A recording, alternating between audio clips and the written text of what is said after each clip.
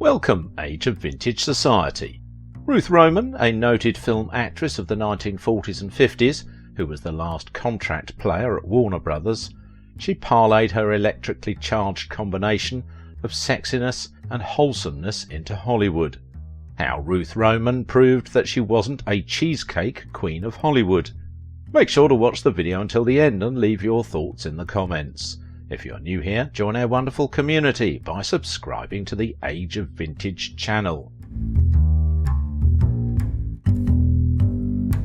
There were certain female Hollywood stars under contract to studios in the 50s who were an essential part of the movie landscape, appearing in 2 or 3 conveyor belt films every year, but never getting the chance to work with top directors. The voluptuous raven-haired Ruth Roman may have provided the necessary romantic interest in many competent action films, including a number of westerns, but she also got the chance to work with first-class directors like Alfred Hitchcock, Anthony Mann, King Vidor and Nicholas Ray. Ruth Roman was born in Boston to a show business couple of Russian-Polish descent, Mary Pauline née Gold and Abraham Roman. She was born into a hard-scrabble life as the third daughter of a carnival barker and a charwoman. Roman was still a small child when her father died and her mother sold the carnival. Roman later recounted, "We were moving regularly once a month because we couldn't pay our rent." She added that she never felt sorry for herself, stating, "When you start out poor, you don't know what you're missing." She started acting in community plays at age 9 and won a scholarship to the Bishop Lee Dramatic School. She then headed for Broadway, failed to get any roles, and wound up posing for crime magazine stills at $5 an hour. Living in a tenement outside Boston, she began appearing in little plays to keep the residents happy, and she caught the acting bug. She began appearing in summer stock productions at various northeast playhouses.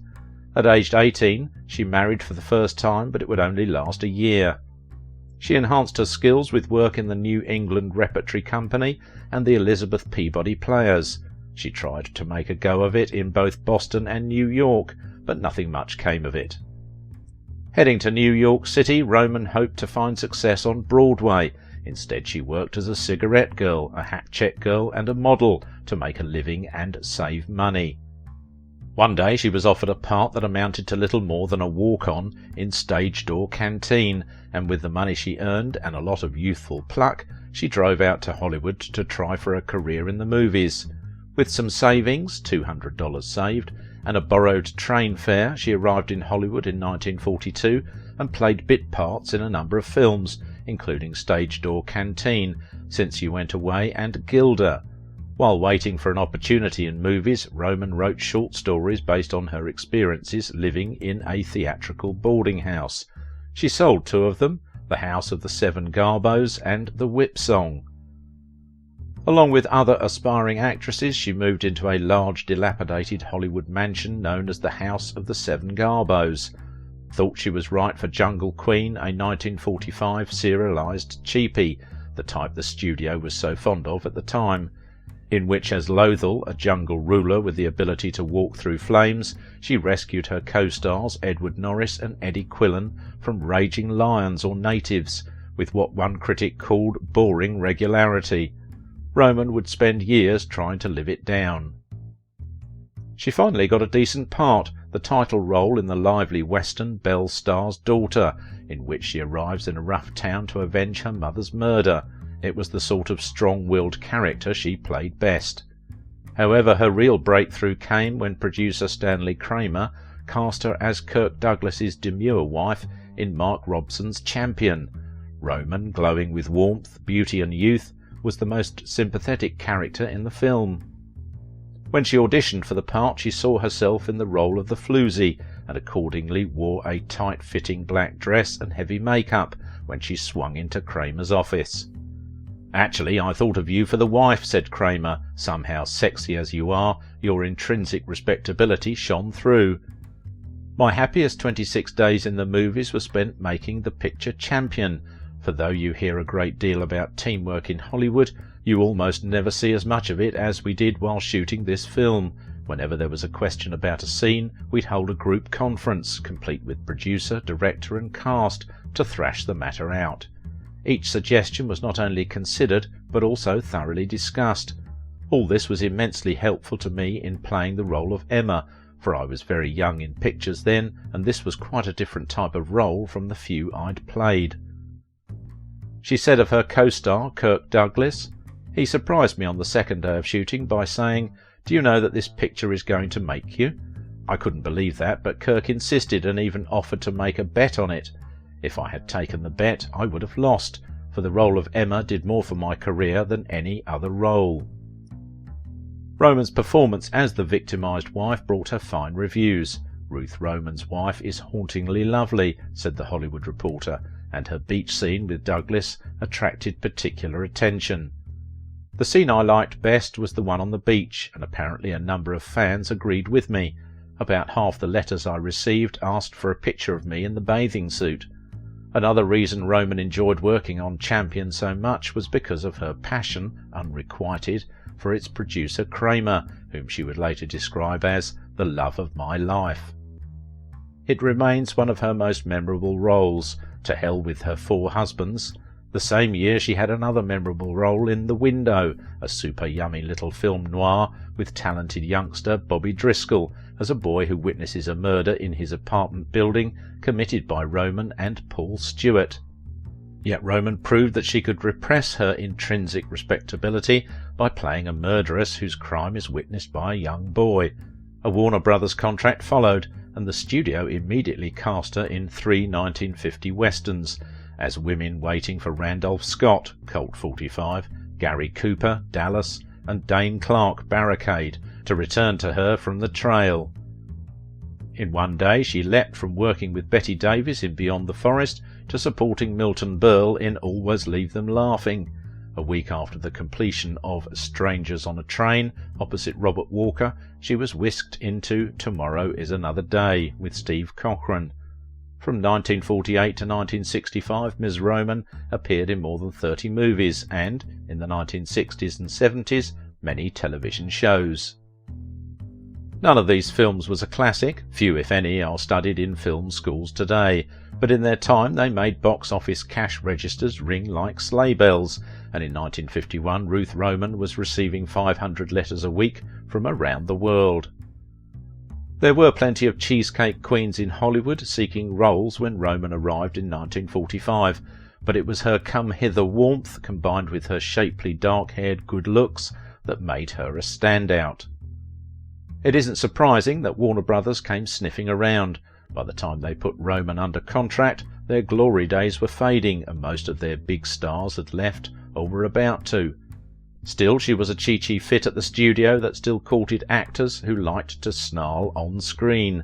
Trouble is, so many of those snarled off screen as well, and when they did it around the studio, no one was happy. By the time most contracts ended, most performers were glad to leave.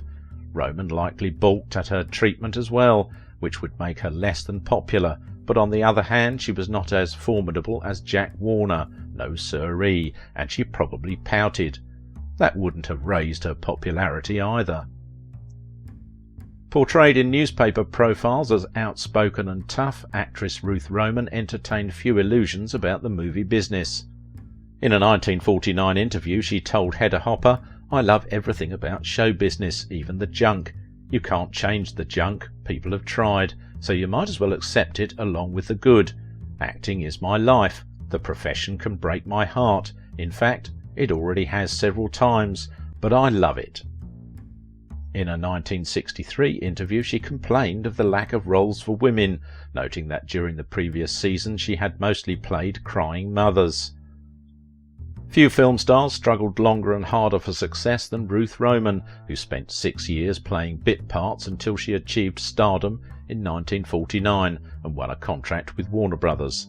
But most of the actresses in those postings never worked in as many good films as Ruth Roman did, nor did most of them last as long in the profession. She had a number of roles that might be termed wholesome, but there are more that certainly could be described as sultry. Standing out for me, however, was her tough-mindedness and sassy mouth. Her characters were often embittered, disillusioned, worn out. One is helpless to suspect that she brought that toughness from her personal life into her film roles.